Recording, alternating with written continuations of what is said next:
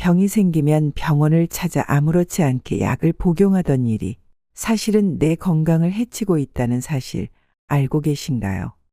의사의 반란 저자인 신우섭 씨는 오랜 시간 의사로 근무하면서 환자의 얼굴도 보지 않고 약을 처방하곤 했다고 합니다. 환자의 상태를 면밀히 살펴보기보단 환자가 가진 증상을 보고 의대에서 배운 지식에 따라 처방을 해왔던 거죠. 환자들은 약을 하나, 둘 먹으면서 부작용이 생기기 시작했고 점점 먹는 약이 늘어났다고 합니다. 약을 먹으면 질병이 치료되어야 할 텐데 시간이 지날수록 점점 더 많은 약을 먹는 게 이상하다고 생각하기 시작했죠. 그러다 약이 질병을 치료하는 게 아니란 생각에 확신을 갖게 되었고 그에 맞게 환자들을 치료해 나가기 시작했습니다. 류머티즘, 아토피, 궤양성 대장염 등으로 찾아온 환자들이 약 없이 병이 치유되는 경험을 했습니다. 오늘 영상을 보시면 왜 약이 몸을 해치는지, 약 없이 어떻게 하면 병을 자연스럽게 치료할 수 있는지 아시게 될 겁니다. 바로 시작합니다. 진료실에 처방전을 받으러 오는 환자분들에게 식생활을 바꾸면 약을 끊을 수 있게 되고 오히려 약을 먹지 않아야 건강해질 수 있다는 이야기를 하면 처음엔 난감한 표정을 짓습니다. 어떻게 하면 그럴 수 있냐고 적극적으로 관심을 보이는 분들도 있지만 말도 안 된다며 돌아서는 사람들이 대부분이었습니다. 심지어는 달라는 처방전이나 주면 되지 왜 먹는 것을 가지고 의사가 왈가왈부하느냐고 화를 내는 사람부터 이상한 병원이라고 의사라는 걸 확인해달라는 민원 요청까지 하는 웃지 못할 경우도 있었습니다. 그러나 생활 습관을 점검하면서 식습관을 바꾸는 분들은 일반적으로 2주에서 한 달 정도면 몸이 변하는 것을 느끼게 됩니다. 그 어떤 치료법보다도 확실하고 강력한 치료가 아닐 수 없습니다. 생활 습관 중에서 1차적으로 식습관을 바꾸면 생각보다 빨리 몸이 변하는 것을 볼 수 있습니다. 특히 고혈압, 당뇨병, 고지혈증 같은 대사 질환은 빠른 반응을 보이는데 혈액이 맑아지기 시작하면서 변화되는 것을 쉽게 볼 수 있습니다. 그런데도 이런 생활 습관병에 대해 습관을 고치려는 노력 대신 무조건 약부터 먹이는 일이 벌어지고 있는 것입니다. 어떤 약물보다 강력하게 우리 몸에 변화를 주는 것은 우리가 먹는 음식입니다. 통증으로 잠 못 이루는 류머티즘 관절염. 앳된 얼굴의 여학생이 어머니와 함께 진료실을 찾아왔습니다. 중학교 2학년이었는데 174cm 정도의 큰 키였지만 얼굴은 천진난만한 표정을 짓는 귀여운 아이였습니다. 그러나 찾아온 이유를 묻고 나서 내심 놀랐습니다. 1년여 전부터 팔다리가 아파서 운동도 못할 정도가 되어 병원에 갔다가 류머티즘 관절염이라는 판정을 받아 약을 먹어왔다고 합니다. 그러면서 최근에는 위경련이 심해져서 증상이 올 때에는 실신하기도 한다는 것입니다. 그러다 보니 학교도 자주 결석하게 되고 공부는 하고 싶은데 집중하기가 힘들다면서 건강을 찾을 방법을 알려달라며 호소했습니다. 이런 증상을 이야기하면서 어머니와 딸이 동시에 울기 시작하는데 그 고통은 누구도 알 수 없을 것이라는 생각이 들었습니다. 좀 더 자세한 이야기를 듣기 위해 그간의 과정을 물었습니다. 아기 때부터 아토피가 있어왔고 천식까지 생겨 증세가 있을 때마다 약을 복용하고 있었습니다. 그리고 심장과 비장이 부어있는 게 원인이라고 말하는 한의원에서 처방해준 한약도 먹어왔다고 합니다. 그 외에 자주 어지럽다고 해서 빈혈약도 먹어왔고 각종 건강 보조 식품도 함께 복용해왔지만 체력은 자꾸 고갈되고 통증도 심해진다고 했습니다. 어린 나이에 벌써 노인들에게 많이 나타나는 퇴행성 질환으로 알고 있는 평생 약으로 조절해야 한다고 하는 질병을 가지게 된 것입니다. 그러니 질병을 앓는 환자뿐만 아니라 그 보호자인 어머니도 괴로웠던 것이죠. 그러나 두 모녀는 포기하지 않고 올바른 정보를 찾아 저희 병원까지 오게 된 것입니다. 이제부터 무엇이 잘못되었는지 찾아보고 그것을 바꾸면 건강을 되찾을 수 있다고 위로했습니다. 만성 통증의 대표적인 질병은 아마 류머티즘 관절염 때문에 겪는 통증일 것입니다. 류머티즘 관절염은 아침에 일어나면 손가락이 뻣뻣해지고 움직이려 하면 통증이 몰려옵니다. 한참 움직이면 조금 나아지는 듯하지만 밤에 자려고 누우면 관절 마디마디가 쑤시고 아파서 잠을 설치는 병입니다. 그런데 이런 류머티즘 관절염으로 내원하는 환자들을 문진해 보면 관절염 증상으로 진단받고 약을 먹기 시작할 무렵 상당히 힘든 스트레스 상태였다는 것을 알 수 있습니다. 즉 밤잠을 설쳐가며 고민해야 했던 시간을 보내면서 병이 생긴 경우가 많습니다. 공통적으로 이런 현상이 나타나는 이유는 스트레스 반응과 관련이 있다고 생각됩니다. 화가 나고 신경 쓰는 일이 많이 생기면 우리 몸의 혈액은 머리로 집중됩니다. 이럴 때 손과 발은 차가워지고 배도 차가워지면서 소화가 안 되었던 경험이 누구에게나 있을 것입니다. 손가락이 차가워졌다는 것은 손가락 근육을 움직일 때 필요한 혈액을 제대로 확보하지 못했다는 뜻입니다. 그래서 손가락을 움직이려 할 때 손가락으로 혈류를 증가시키려는 염증 반응이 시작됩니다. 즉 붓고 화끈거리면서 아픈 반응을 일으키는 것입니다. 그것이 류머티즘 관절염이라 부르는 질병의 원리입니다. 그럼에도 기존의 의학은 내 몸의 항체가 비정상적으로 관절을 공격하여 생기는 염증 반응으로 이해하고 소염 진통제와 함께 면역 작용을 억누르기 위해 메토트렉세이트라는 약물을 처방합니다. 이 약은 항암제로 개발된 약물인데 강한 약물이니 일주일에 한 번 정도 복용하라는 처방 지침을 주면서 말입니다. 이런 약을 먹으면 처음엔 통증이 감소하는 것 같지만 근본적인 치료는 되지 못합니다. 결국 우리 몸의 혈액순환이 회복되지 못하므로 다시 손가락을 움직이고 발가락을 움직이면 혈류가 증가해 통증이 재발합니다. 그 결과 만성 통증으로 진행됩니다. 이런 통증은 아주 끔찍한 강도로 더 커지는 경우가 종종 있습니다. 때문에 류머티즘으로 인한 통증은 통증으로 끝나는 것이 아니라 본인과 가족의 삶에도 영향을 미칩니다. 심지어 통증 때문에 스스로 삶을 마감하는 일까지 생기는 것입니다. 오랫동안 이렇게 독한 약물에 노출되면 우리의 위장을 비롯한 모든 장기들이 망가질 수밖에 없고 몸과 마음이 폐허가 되는 것은 너무나 자명한 사실입니다. 다시 한번 강조하지만 통증에 대한 이해를 다시 해야 합니다. 정말 강조하고 싶은 것은 절대로 우리 몸은 자기 몸을 망가뜨리기 위해 면역 반응을 일으키는 것이 아니라는 점입니다.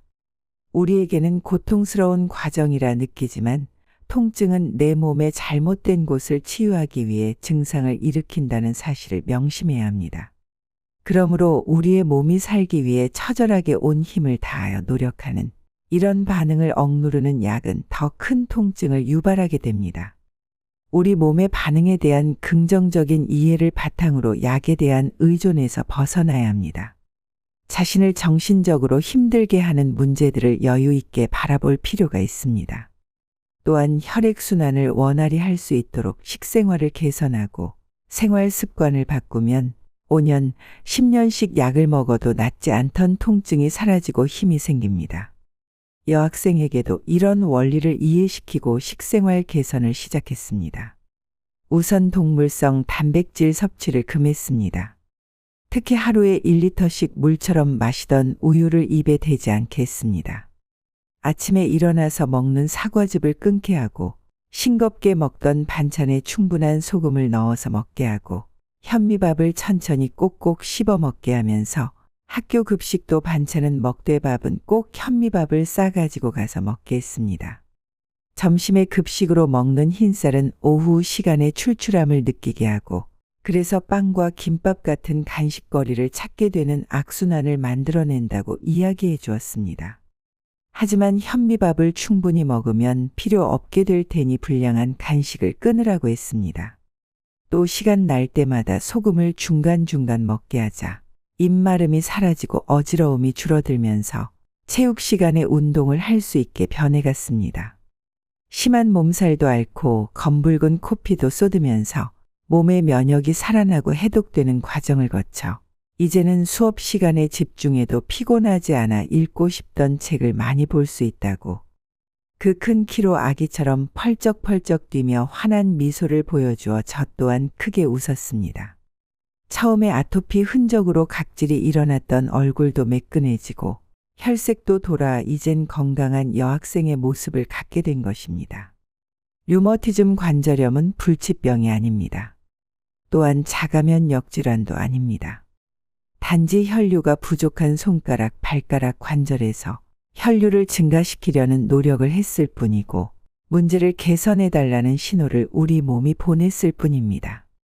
어떤 류머티즘 관절염 환자도 생활 습관을 개선하면 한 알의 약도 먹지 않고 증상을 개선할 수 있으며 더욱 건강해질 수 있게 됩니다. 요즘 병원에 가면 진료가 굉장히 빨리 끝나는 경우가 많습니다. 환자의 과거 이력이나 여러 정보를 묻는다기보단 지금 증상이 어떤지만 파악하고 거기에 맞는 약만 처방받는 시기죠. 많은 분들이 이런 식으로 진료받다 보니 진짜 자신이 병에 걸리게 된 원인을 모르게 되는 사례가 많은 것 같습니다. 사실 진짜 병에 걸리게 된 원인은 생활 습관에 있다고 저자는 말합니다. 현미밥이 아닌 흰쌀밥을 먹으면서 과거에 비해 지나치게 많은 당을 섭취하게 됐습니다. 나트륨이 나쁘다는 잘못된 상식 때문에 나트륨을 줄이고 더 많은 당분을 섭취하게 됐습니다. 만성염증, 당뇨 같은 질병이 전보다 많아진 이유입니다. 다음 이야기는 온몸에 물집이 잡히는 천포창이라는 질병을 치료한 분의 사례입니다. 진물이 줄줄 흘러내리는 천포창. 현미 채식을 고집하고 환자들에게 처방하며 끊임없이 설득하는 이유는 물론 여러 가지가 있지만 무엇보다 가장 큰 이유는 올바른 식사 처방을 통해 환자들이 빠른 속도로 건강을 되찾고 활기 넘치는 생활로 돌아가는 감동과 기쁨을 느낄 수 있는 가장 빠르고 효과적이며 부작용 없이 안전한 치료 방법이기 때문입니다. 작년 10월에 40대 후반의 여자분이 진료실을 찾아왔습니다. 13년 전부터 온몸에 피부에 물집이 잡혔다가 터지면서 진물이 줄줄 흘러내리고 상처가 아물 때는 너무 가려워서 잠을 자기 힘든 증상 때문에 온 것입니다. 병명도 흔치 않은 천포창이라고 했습니다. 우리 병원 진료실을 방문하기 전까지 이 질병을 치료하기 위해 안 해본 것이 없다고 했습니다. 처음 발병했을 때에는 인근 피부과에서 약을 받아 먹으면 증상이 나아지곤 했는데 시간이 지나자 약이 잘 듣지 않았습니다. 이후 대학병원에 가서 약을 처방받았는데 약에 들어있는 스테로이드 제제로 인해 손가락, 발가락에 혈액순환이 되지 않아 피부가 검게 변하더니 발가락이 감각을 잃어버렸습니다. 상황이 이렇게 악화되자 무속인을 불러 구판도 여러 차례 벌여보고 유명한 한의사에게 진료도 받아보고 목에서 기름을 빼낸다는 치료도 받아보았다고 합니다. 최근에는 콜레스테롤을 녹여준다는 건강보조식품을 1,500만 원이나 들여 먹고 있다고 했습니다. 더 놀라운 사실은 이분의 가족력이었습니다. 이분의 아버지는 지방학교의 교장 선생님으로 근무했는데 워낙 육식을 좋아했다고 합니다. 시골 학교 관사 마당에는 식용으로 쓰기 위해 67마리의 개를 키웠고 동료들과 술자리를 즐기는 아버지를 위해 어머니는 고기를 삶아 매일 먹을 수 있게 준비하는 것이 주된 일이었다고 합니다. 그러다 보니 먹을 것이 없던 시절 나무뿌리나 열매 같은 것으로 간식을 하던 여느 아이들과 달리 이분은 유년 시절에 밖에서 놀다 출출하면 상에 놓여있던 삶은 고기를 새우젓에 쿡 찍어 먹고 나가 놀면서 성장했다고 합니다. 이분의 가족들 중 아버지는 60대 초반의 가족들이 명절을 쇠기 위해 육지로 먼저 나간 후 섬학교 관사에 혼자 남아 저녁 식사를 준비하려고 좋아하는 고기를 냉장고에서 꺼내다가 심장마비로 그 자리에서 돌아가셨습니다. 그리고 어머니는 당뇨가 30년 되어 여러 가지 합병증으로 고생하고 있었습니다. 오빠는 50대 초반의 위암으로 벌써 돌아가셨고 본인은 13년 동안 천포창이라는 난치병으로 힘들게 살고 있었으며 남동생 또한 건강에 이상이 있어 정상적인 사회활동을 하기가 어려운 상태였습니다. 이런 이야기를 듣고 나니 유복한 생활로 풍족하게 먹을 수 있다는 게 꼭 축복이 아닐 수 있다는 생각이 들었습니다.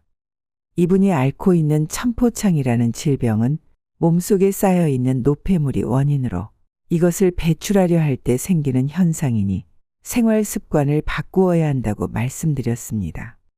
그리고 매일매일 식사 일기를 쓰게 했습니다. 또 이런 노폐물을 많이 만드는 음식은 주로 고기, 생선, 우유 등의 동물성 식사에서 생기므로 철저히 식물성 식생활로 바꿀 것을 주문하고 변화를 지켜보았습니다. 물론 주식은 현미밥을 먹으면서 현미와 기타 통곡류로 만든 볶은 곡식도 권장했습니다. 처음에는 약을 끊자 반발 현상이 나타나 증상이 더 심해졌습니다. 물집이 온몸에 예전보다 더 크게 생기고 이 수포가 터지면서 진물이 피부를 타고 뚝뚝 떨어졌습니다. 또 피부가 아물면서 너무 가려워 밤에 잠을 못 자고 꼬박 세우기 일쑤였습니다. 며칠이 지나자 드디어 가슴과 등 쪽부터 더 이상 수포가 생기지 않았고 팔다리에만 남아있게 되었습니다. 가려움도 조금씩 나아지면서 잠을 잘 수 있었습니다.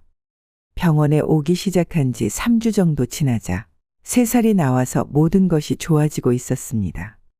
하지만 사업 때문에 사람들과 어울리다 보니 밖에서 식사를 하고 나면 어김없이 다음날 증상이 다시 생기곤 했습니다. 그럴 때마다 전에 무엇을 먹었는지 식사 일기를 들여다보고 지적하기를 여러 번 반복하고 나서야 식물성 위주로 식사를 하게 되었고, 이제는 약간의 증상은 남아있지만 약이나 건강보조식품 하나 먹지 않고도 살아갈 수 있게 몸이 변했습니다. 그토록 소원하던 여름에 반팔 옷을 입을 수 있게 된 것입니다. 자신의 몸이 변하는 것을 체험한 뒤 당뇨 합병증으로 고생하는 어머님도 병원에 모시고 왔는데 어머님 말씀이 움직이는 종합병원이라고 할 만큼 많은 종류의 약을 복용하고 계셨습니다. 딸과 똑같이 식습관을 바꾸고 나서 징글징글하다던 인슐린을 끊고 안과 약과 심장약, 신경과 약까지 모두 중단할 수 있게 되었습니다. 이 어머님은 오늘도 유쾌하게 복지관에서 댄스를 추고 계신다고 합니다. 이분 말씀이 대학병원에 가면 10년 동안 천포창을 앓으면서 자살 안 하고 살아있는 것이 기적이라 했다고 합니다. 하지만 그것은 기적이 아닙니다. 이렇게 오랫동안 혹사시킨 몸도 좋은 음식을 먹고 건강한 생활 습관으로 돌아가면 놀라운 속도로 정상을 되찾는 것이야말로 우리 몸에 놀라운 힘이고 기적입니다. 약을 끊자. 약은 우리에게 이로움과 고마움보다 건강해지는 일에 오히려 방해될 수 있다는 사실을 깨닫는 과정은 의사인 저에게도 난감하고 당황스럽고 두렵기도 한 시간이었습니다. 많은 약을 복용하는 이번 환자에게 식사를 바꾸게 하고 이제는 약을 끊어야 한다는 이야기를 처음 했던 때가 기억납니다. 책을 통해 확신을 얻기는 했지만 약을 끊게 하면 어떤 변화가 올지 아직 경험하지 못한 시기였으니까요. 그래서 복용하고 있는 약들의 리스트를 보고 하나씩 줄여가며 변화를 관찰해 보았습니다. 만약에라도 환자에게 문제가 생기면 모든 책임은 담당 의사였던 저에게 있기 때문에 상당히 조심스러웠고 두렵기까지 했습니다. 한데 이게 웬일입니까? 약을 끊으면 뭔가 안 좋은 일들이 생기면서 환자가 힘들어할 것 같았는데 약을 줄여나갈수록 원기를 회복하고 힘이 생기는 것을 볼 수 있었습니다. 아, 이게 무슨 일입니까? 한 사람에게만 일어난 일이 아니라 이 사람도 저 환자도 모두에게 똑같은 일들이 생기는 것이었습니다. 아, 정말 내가 사람의 몸을 모르면서 이제까지 약을 처방해왔구나 하는 자괴감이 들었습니다. 하루의 일정 시간에 좀 더 많은 환자를 보기 위해 환자들로부터 불편한 증상만 듣고 정답이 정해진 답안지처럼 반복적으로 처방해왔던 일들과 고혈압, 당뇨병 같은 병들은 평생 약을 먹어야 한다는 잘못된 신념으로 환자들의 얼굴도 한번 쳐다보지 않고 반복 처방해왔던 일들이 떠올랐습니다. 이제부터라도 환자들에게 정확한 사실을 알려주고 그분들이 건강을 되찾는 데 도움이 되는 의사가 되기로 결심한 것입니다. 그래서 진료실에서 직업을 묻고 가족 관계도 묻고 하루를 어떻게 보내는지에 대한 질문을 하게 됩니다. 그리고 무엇을 주로 먹는지도 저로선 궁금한 내용입니다. 들어오는 환자의 안색을 살피고 동행한 보호자와의 관계와 분위기도 제게는 중요한 진료의 한 부분이 됩니다. 이렇게 저마다 처한 상황에 따라 적절하게 약을 줄이고 결국 약을 끊을 수 있도록 방법과 대안을 찾아가는 과정이 제가 선택한 치료 방법입니다. 이렇게 환자 스스로 생활을 돌아보고 습관을 교정하면서 병을 만든 것도 그 병을 치료하는 것도 자신이 주체가 되어야 한다는 사실을 인식하고 실천하는 과정에서 약으로부터 자유를 찾고 몸 상태가 좋아지는 결과를 만들어내게 되었습니다. 이런 일상에서 더욱 놀라운 일들이 매일같이 벌어졌습니다. 고혈압 약과 당뇨병 약을 끊고 인슐린을 끄는 환자분들이 여기저기에서 불치병, 난치병으로 고생하고 있는 환자들을 모셔오는 것입니다. 그러다 보니 온갖 질병을 앓는 환자들을 만날 수 있었는데 하나같이 똑같은 것은 바로 그들이 살기 위해 먹고 있는 약물이 질병으로부터 우리 몸이 회복되는 것을 막고 있다는 사실이었습니다. 증상이 심해지면 다들 큰 병원으로 가서 좀 더 정확한 값비싼 검사를 받고 진단명을 받아들게 되면 그때부터 본격적인 약물 투여가 시작됩니다. 진짜 질병의 원인이 무엇인지도 모른 채 말입니다. 우리가 살기 위해 꼭 필요한 약이 있을까요? 저는 단 한 가지도 없다고 자신 있게 말씀드립니다. 우리 몸은 스스로 증상을 일으키고 스스로 치유하는 능력이 있다는 것을 믿고 따르는 것이 선행될 때 단 한 알의 약이라도 체내에 들어오는 것을 거부하게 될 것이고 그래야 건강해집니다. 이 책을 읽고 있는 독자들 중에도 많은 약을 복용하는 분들이 분명 있을 것입니다. 하지만 앞에서 설명했던 자가면역 질환이라 불리는 병들의 경우처럼 약의 복용이 만성질환으로 발전하여 우리 몸을 괴롭히고 있다는 분명한 사실만 보더라도 하루빨리 약을 끊어야 합니다. 그러기 위해서는 질병에 대한 두려움부터 없애야 합니다. 질병은 나를 죽이는 것이 아니므로 질병이 생겼을 때 병원에 반드시 가야 할 필요도 없고 약을 먹어야 할 일들도 없어지는 것입니다. 그러나 대부분 몸에 불편한 증상이 생겨 병원에 가면 이런저런 약을 처방해 주면서 꼭 챙겨 먹어야 한다는 소리를 합니다. 더 나아가 약을 안 먹으면 큰 문제가 생길 수 있다는 설명도 따라붙습니다. 결국 몸이 나빠질 수 있다는 불안감이 증폭되면서 자신도 모르게 환자가 되고 마는 것입니다. 인간이 갖고 있는 원초적인 불안감은 죽음에 대한 공포인데 이런 불안감을 배가시키는 것입니다. 누구나 태어나면 죽게 되어 있는데 병원에서 주는 약들은 이런 죽음마저도 비켜가게 하는 것처럼 이야기되는 경우가 많습니다. 하지만 꼭 먹어야 살 수 있는 약은 없습니다. 체력이 다하여 맞게 되는 죽음을 미룰 수 있는 약이 없기 때문입니다. 따라서 불편한 증상에 대해 약을 선택하기보다 체력을 늘리려고 노력하는 것이 훨씬 바람직한 선택일 것입니다. 질병에는 분명한 원인이 있습니다. 그리고 그 원인을 제공한 것은 자기 자신입니다. 내가 만든 질병을 누가 고쳐야 하겠습니까? 나 외에는 그 누구도 어떤 물질도 질병을 치유할 수 없습니다. 분명한 것은 불치병은 없다는 사실입니다. 불치의 습관이 있을 뿐입니다. 대증요법이 불치병을 만든다. 염증은 혈류가 부족할 때 생기는 반응으로 불편한 증상을 동반하지만 궁극적으로는 우리 몸을 살리기 위한 노력이라고 말씀드렸습니다. 그런데 일상생활에서 이런 염증 반응이 생기면 그것이 왜 생겼는지에 대한 고민 없이 약국에 가서 약을 사 먹는다든지 병원에 가서 약을 처방받거나 주사를 맞는 것이 일상이 되어버렸습니다. 그렇게 된 이유는 불편한 증상을 빨리 없애는 것이 최고의 치료라고 생각하는 환자와 의료인이 만났기 때문입니다. 우리 몸에서 일어나는 변화는 항상 어떤 목적 아래 일어나는 것임에도 고통을 호소하는 환자를 보고 당장의 불편함을 없애주는 처치라도 해주어야 하는 의료인이 증상에 대응하는 치료들, 즉 대증요법을 하게 된 것입니다. 진료실 문을 열고 들어오면서부터 아파 죽겠다고 호소하는 환자들을 보면 당연히 이런 치료가 올바른 방법이라고 생각할 수 있을 것입니다. 그러나 이런 대증요법은 일시적으로는 증상을 완화시킬 수 있을지 모르나 증상의 원인을 제거하지 않았기 때문에 증상을 억누르는 치료 효과가 끝나면 우리 몸은 살기 위해 더 큰 증상을 일으키는 경우가 많습니다. 결국 처음에는 한두 알의 약으로도 잘 듣던 증상이 시간이 지나면서 세 알, 네 알, 나중에는 한 주먹의 약을 먹어도 증상이 사라지지 않는 아주 곤란한 상황에 접하게 됩니다. 그때가 되면 의료진은 이런 질병은 약으로도 조절이 잘 되지 않는 불치병이니 평생 약을 복용하면서 증상을 조절하는 것이 최선이라는 이야기를 합니다. 환자의 입장에서는 참으로 억장이 무너질 이야기를 듣게 된 것이죠. 평생 치료될 수 없는 병이라니 한숨만 나오고 특히나 젊은 사람에게 이런 진단이 내려지면 환자 본인뿐 아니라 가족들도 낙심합니다. 최근에는 어린 나이에 불치병 판정을 받고 평생 동안 약을 복용해야 하는 경우가 많아지고 있습니다.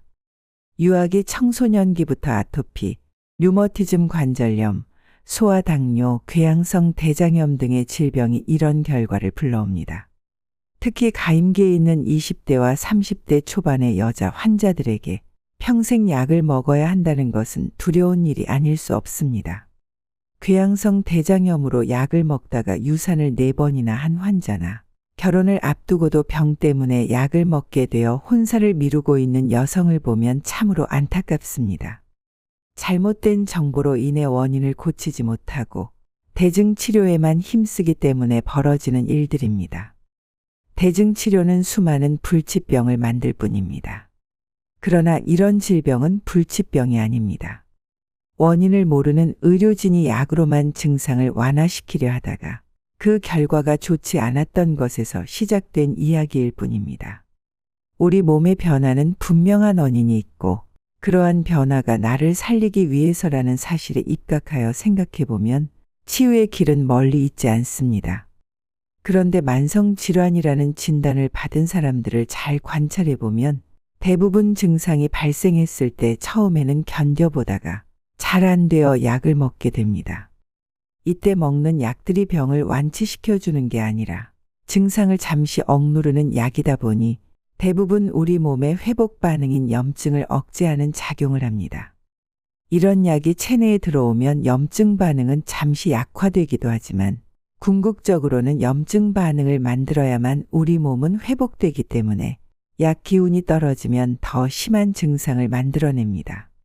그러면 이런 증상을 호소하는 환자에게 의료진은 더 강력한 소염 진통제를 처방하고 우리 몸은 더 심한 증상을 일으키는 악순환이 계속되는 것입니다. 다시 말해 만성염증 질환은 결국 증상에서 벗어나고자 먹은 약이 만들어내는 것이라고 볼 수 있습니다. 병을 치료하기 위해 먹은 약이 병을 치료하기는커녕 만성 질환으로 발전하여 평생 약을 먹어야만 하는 상태로 만드는 것입니다. 게다가 그렇게 많은 약을 먹어서 증상이 사라지고 살만하게 만들어주면 좋겠지만 시간이 흐를수록 더 크고 중한 병이 몸에 생겨 어떤 환자들은 스스로 목숨을 마감하는 일들도 벌어집니다. 제대로 원인을 발견하고 그것을 없애기보다 증상을 빠르게 완화시켜주는 대증요법이 결국 사람을 불치병으로 만들고 삶의 질을 떨어뜨리는 주원인이 되는 것입니다. 우리 몸에 불편한 증상이 생겨 병원에 가면 현대의학은 약을 주거나 수술을 권합니다. 저 역시 처음 진료를 하면서 선배들에게 배운 노하우는 평생 약을 먹어야 하는 환자들을 많이 만들어내야 병원 운영에 도움이 된다는 것이었습니다. 공중보건의를 하던 시절에 공중보건의협회에서 주관하는 고혈압 유병률 조사에도 참여해본 경험이 있습니다.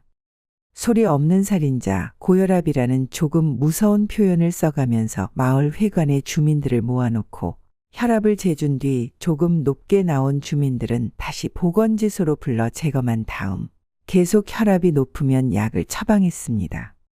그런데 지금 생각해보면 고혈압이 사람을 죽이는 질병이라고 교육한 뒤 보건지소에 오게 해서 혈압을 잴 때는 누구도 편안한 상태가 아니었을 것입니다.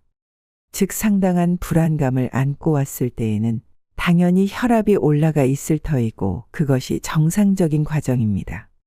그런데도 이제부터 당신은 고혈압 환자라고 이야기해주고 앞으로 평생 약을 먹으며 살아야 한다고 친절하게 알려주었습니다. 또 약을 복용하는 도중에 약을 받으러 오지 않으면 친절하게 약이 떨어졌을 텐데 왜 안 오시냐고 전화까지 했습니다. 그러면 전화를 받은 주민은 소장님이 직접 본인의 건강을 챙겨준다면서 감사의 인사를 하기도 했습니다. 그렇게 해서 고혈압 환자들이 늘고 보건지소에 내원하는 환자들이 점차 늘어갔던 경험이 있습니다. 현대의학의 대증 치료를 하는 병원은 환자가 늘기를 바랍니다. 그런 이유로 환자를 만들어낼 궁리도 합니다. 그래서 저는 건강교육을 할 때 우리나라 병원은 전 국민이 약을 먹는 그날까지 노력할 것이라고 이야기합니다. 반대로 모든 국민이 건강해지면 망하는 것은 병원이고 제약회사일 것입니다. 이제는 우리 몸에 대한 정확한 정보, 즉 인간의 생리를 이해하면 대증요법의 약과 수술이 잘못된 것임을 분명 알 수 있습니다. 스스로 만든 질병은 나 외에 어느 누구도 다른 어떤 방법도 근본적으로 치유해 줄 수 없습니다. 병 낫고 싶으면 건강해져라. 저희 병원에 오는 분들은 온갖 병명을 가지고 옵니다. 고혈압, 당뇨병을 비롯해 대학병원에서 불치병이라는 진단을 받고 평생 약으로 조절해야 한다는 병들까지 다양합니다. 그래서 어떤 분들은 우리 병원의 전공이 무엇이냐고 묻기도 합니다. 큰 병원에서는 내과, 외과, 안과, 피부과 등으로 나누고 내과의 경우에는 심장내과, 호흡기내과, 신장내과, 내분비내과 등으로 세분화되어 있습니다. 이런 현상은 좀 더 전문적인 연구와 진료를 통해 질병을 극복할 수 있다는 생각 때문일 것입니다. 그러나 이렇게 세분화될수록 문제도 많이 나타납니다. 왜냐하면 우리 몸에서 질병이 생길 때 한 곳에서만 국한되어 나타나는 것이 아니기 때문입니다. 흔히들 하는 말 중에 나는 체질적으로 간이 안 좋다. 우리 집안은 대대로 폐가 안 좋아서 이런 질병이 많다는 소리를 들을 수 있습니다. 전통의학인 한의학에서도 이런 이야기를 많이 합니다. 그러나 우리 몸은 자동차 부품처럼 조립하여 만들어낸 것이 절대 아닙니다. 우리 몸은 손가락, 발가락 끝에서 머리끝까지 하나로 만들어져 있습니다. 또 육체와 함께 정신 역시 하나로 연결된 유기체입니다. 그래서 스트레스를 받으면 육체에 증상이 생기기도 하고 혈액에도 변화가 생기는 것입니다. 손가락 마디에 염증이 생기는 류머티즘 관절염의 경우에도 손가락 마디가 잘못되어 생기는 병이 아니라 평소의 생활 습관이 잘못되어 생기는 만성 염증성 질환인 것입니다. 궤양성 대장염의 경우에도 대장에만 문제가 생기는 것이 아닙니다. 그럼에도 불구하고 현대의학은 궤양이 심해진 대장을 잘라내는 수술을 하고 치료된 것처럼 이야기합니다. 이는 분명 우리 몸을 잘못 이해했기 때문에 생기는 일입니다. 궤양성 대장염을 앓고 있는 환자들은 배와 손발이 차고 혈액순환이 되지 않습니다. 이런 환자들은 깊은 수면을 취하지 못하고 여성분들의 경우 아이가 자꾸 자연 유산되는 어려움도 겪고 대부분 피부 가려움을 겪습니다. 하지만 각각의 부분적인 불편함과 관련된 전문 병원에 가면 자기 분야 외에는 관심이 없는 전문의가 그에 해당하는 약 외에 처방하지 않는 것이 현실입니다. 하지만 궤양성 대장염 증세가 좋아지면 몸도 따뜻해지고 마음도 편안해집니다. 그런데 궤양성 대장염으로 불안이 깊어진 환자에게 정신과에서는 약을 처방해주며 머리에 주는 영양제라 생각하고 부담 없이 먹으라는 말을 하고 그 약을 먹은 환자는 혈액 검사에서 간 수치가 올라간 상황을 보입니다. 우리 몸은 기계의 부품으로 이루어져 있는 것이 아닙니다. 어떤 환자분은 고혈압을 치료하기 위해 현미 채식을 몇 달간 지속했습니다. 그러자 고혈압이 안정된 것은 물론 10년이 넘도록 유명하다는 병원을 찾아다니며 별의별 방법을 다 써도 좋아지지 않던 발 뒤꿈치가 트고 갈라지던 고통도 해결되었습니다. 이것이 우리 몸입니다. 수년간 두통으로 고생하던 분들이 좋은 식사를 하면서 오랫동안 고질병으로 고생하던 변비가 해결되고 매일 쾌변을 보면서 두통이 사라지고 머리가 맑아지는 것은 흔한 일입니다. 우리 몸은 모든 부분이 서로 연결되어 순환되고 있습니다. 그래서 좋은 조건을 만들어주면 스스로 치유하는 능력이 있습니다. 현대의학이 아무리 발달했다 해도 찢어지고 부러진 뼈를 다시 원상태로 돌리는 일은 내 몸이 하는 것이지 약이나 수술이 해주는 것은 아닙니다. 다만 원상태로 돌아올 때 제대로 모양을 잡기 위해 도와줄 뿐입니다. 우리 몸은 건강해지면 질병이 없어집니다. 아주 단순한 명제입니다. 그런데도 많은 의학 전문가들이 건강해지는 방법보다 치료를 해야 한다고 이야기합니다. 하지만 치료를 통해 우리 몸이 건강해질 수 있을까요? 그러다 보니 저희 병원에 오는 다양한 병명의 환자들에게 해주는 일은 딱 한 가지뿐입니다. 어떤 병명으로 오든 똑같은 방법을 사용하는 것이죠. 바로 건강해지는 올바른 생활 습관을 익히고 실천하게끔 하는 것입니다. 그러면 불치병, 난치병이라 불리는 질병들이 슬그머니 사라집니다. 참으로 놀라운 일이죠. 우리 몸에 고통스러운 증상이 생길 때 이 증상이 나를 살리기 위해 생겼다고 여기는 사람들은 별로 없을 것입니다. 이런 증상이 생겼을 때 빨리 없애지 않으면 죽을 수 있다고 생각하는 것이 대부분일 것입니다. 바로 질병에 대한 두려움이겠죠. 이런 두려움 때문에 동서고금을 막론하고 의사가 할 일들이 있었을 것이고요. 이제부터는 생각을 바꿔야 합니다. 우리 몸은 나를 살리기 위해 나에게 불편한 증상을 일으키는 것이고, 증상이 생겨야만 스스로 내 몸이 잘못된 방향으로 가고 있음을 깨닫게 될 것입니다. 만약 우리 몸이 잘못되어 갈 때에도 우리 몸이 보내는 신호가 즐겁고 기분 좋은 것이라면 잘못되었다는 것을 깨달을 사람이 있을까요? 견디기 힘든 증상을 일으켜 주어야 잘못되었다는 것을 알게 될 것이고, 바꾸기 위해 노력하고 조심할 것입니다. 그런 이유로 우리 몸은 질병을 만들어내는 것입니다. 그런데 이런 생리를 이해하지 못하는 현대의학에선 불편감을 빨리 없애달라는 환자들의 요구에 맞추어 약물을 투여하고 수술로 조직을 잘라내는 일들을 하고 있습니다. 잠시 고통을 줄여줄 수 있을지는 모르지만 결국 더 심각한 증상을 만들어낼 것이고, 더 나아가 삶의 질이 떨어지면서 힘들게 생명을 유지해 나가게 됩니다.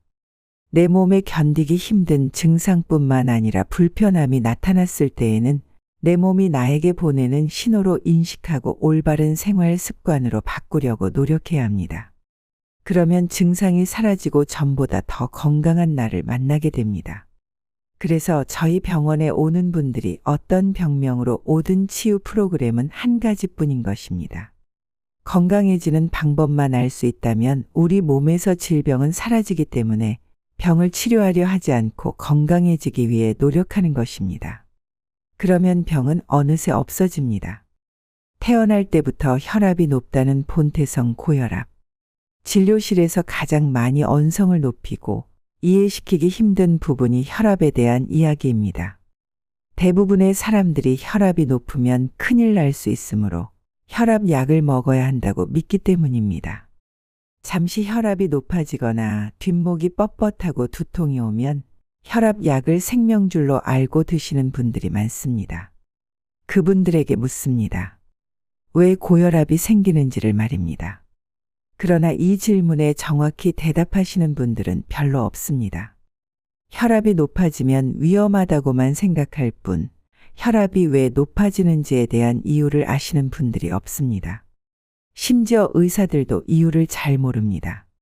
그래서 고혈압의 진단명이 본태성 고혈압인 것입니다. 즉 이런 진단명은 당신이 원래 타고난 고혈압 환자라고 말하는 것입니다. 우리나라 사람들이 언제부터 이렇게 유전적으로 고혈압이었을까요? 할아버지 세대, 아니면 그 위에 증조할아버지, 고조할아버지인가요? 그것도 아니면 단군 할아버지일까요? 조금만 생각해보면 말이 안 되는 진단명이라는 것을 알 수 있습니다. 그런데도 아직까지 의사들은 그렇게 생각하고 환자들에게 혈압이 높아지면 안 되니 혈압 약을 먹어서라도 조절해야 한다고 조언합니다. 안 그러면 쓰러질 수 있다는 협박을 덧붙이면서요. 혈압은 우리 몸에서 어떤 역할을 할까요? 예를 들어보겠습니다. 수도꼭지를 열면 물이 콸콸 쏟아져 나옵니다. 물론 수압이 낮은 곳에서는 졸졸 나오겠죠. 이는 수도꼭지 뒤에 있는 수도관에 어떤 힘이 있다는 것을 말합니다. 바로 수돗물을 밀어내는 수압이 존재하는 거죠. 수압이 존재하니 수도꼭지를 틀면 물이 나오는 것입니다. 우리 몸에서도 혈관을 따라 혈액이 움직입니다. 그런데 혈관으로 혈액을 움직이게 하는 것이 바로 혈압입니다. 혈압 때문에 혈액은 우리 몸속 곳곳에 혈액을 보내줄 수 있는 것이고, 그래야만 우리 몸은 힘차게 움직이면서 활동할 수 있게 되는 것입니다. 그런데 이런 혈압은 항상 같은 정도로 존재하는 것이 아닙니다. 우리가 흔히 겪을 수 있는 상황은 화가 났을 때를 생각해 보면 됩니다. 화가 나면 혈액이 머리 쪽으로 솟구치는 것을 느낄 수 있습니다. 왜 이런 현상이 생길까요? 화가 났다는 것은 바로 많은 생각을 하는 것이고, 이럴 때 머리가 팽팽 돌아가야 하니 혈액이 머리로 쏠리는 것입니다. 이때 혈압은 떨어질까요? 올라갈까요? 당연히 올라갑니다. 혈압이 올라가야 머리로 충분한 혈액을 공급할 수 있기 때문이죠. 머리가 심장보다 위에 있기 때문에 중력의 반대 방향으로 올려보낼 힘이 있어야 합니다.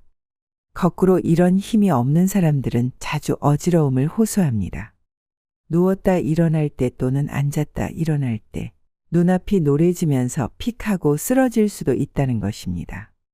이처럼 우리가 낮 시간 동안에 활동하기 위해서는 머리에 충분한 혈액이 공급되어야 합니다. 그러기 위해서는 일정한 정도 이상의 혈압이 꼭 필요한 것입니다. 그런데 화가 나지 않은 상태에서도 정상적인 혈압의 범위를 벗어나 있다는 것은 무엇을 의미할까요? 바로 머리로 혈액이 잘 가지 않고 있다는 신호입니다. 때문에 우리 몸은 혈압을 높여서라도 머리로 혈액을 공급하는 것입니다. 그렇다면 머리로 왜 혈액이 잘 가지 않는 것일까요? 원인은 혈관의 노화와 관련이 있습니다. 수돗물을 보내는 수도관도 오래되면 내부에 때가 끼게 되고 심해지면 막힐 수 있습니다. 또 어떤 부위는 압력을 이기지 못하고 터질 수도 있습니다. 이런 현상은 모두 수도관이 낡아서 나타납니다. 그런데 정상적인 노후 현상보다 빨리 일어나는 요인은 수도관을 돌아다니는 수돗물이 탁해질 때 진행이 빨라질 수 있습니다. 즉 수돗물 속에 수도관의 때를 만들 수 있는 노폐물이 많으면 노후 현상이 빨라지는 것입니다. 마찬가지로 우리 몸속에 있는 혈관도 노화 현상을 겪는데 노화가 빨라지는 것은 혈액이 탁하기 때문입니다. 그러면 혈액을 탁하게 만드는 것은 무엇일까요? 항상 말씀드리지만 혈액은 무엇으로 구성되는지 알아야 합니다. 그것은 바로 우리가 매일 먹는 음식입니다. 우리 몸이 해독할 수 있는 범위를 넘어서는 음식을 먹으면 혈액이 탁해질 수 있는데 대표적인 것이 동물성 음식입니다. 앞에서도 지적했듯이 과도한 동물성 식사는 혈액 속의 콜레스테롤을 높입니다. 콜레스테롤은 어느 정도 있어야겠지만 수용 범위를 넘어서면 문제가 발생합니다. 수도관의 예를 들었지만 사실 혈관은 수도관과 다르게 움직입니다. 그래서 혈압을 재면 수축기 혈압과 이완기 혈압의 두 가지 수치가 나오는데 이렇게 혈관은 수도관과 달리 움직이면서 혈액순환을 합니다. 그런데 혈관이 노화되면 혈관의 움직임이 둔해집니다. 말랑말랑한 상태가 아니라 딱딱해지는 것이죠. 이를 동맥경화라고 부릅니다. 바로 이 동맥경화가 고혈압의 원인이 되는 것입니다. 따라서 고혈압의 치유는 동맥경화를 막아주면 됩니다. 그런데 이런 우리 몸의 생리를 이해하지 못하면 혈압이 높을 때 꼭 혈압약을 먹어야 한다고 생각하게 됩니다. 하지만 동맥경화는 우리가 매일 먹는 음식에서 생기므로 혈압약이 동맥경화를 막아주지 못합니다. 혈압약은 혈관이 수축하는 힘을 약화시킴으로써 혈압을 떨어뜨려 줄 뿐입니다. 그러다 보니 혈압약을 먹으면 혈액순환이 어떻게 되겠습니까? 혈액순환이 더 잘 될까요? 늘어진 혈관으로 혈액을 잘 순환시킬 수는 없습니다. 그래서 혈압약을 오래 먹게 되면 오히려 혈액순환에 문제가 생겨 증상이 나타날 수 있습니다. 지난 겨울 진료실을 찾은 50대 후반의 남자분은 운전 일을 하는데 자주 손이 저리고 밤에는 다리에 쥐가 나서 힘들다고 했습니다.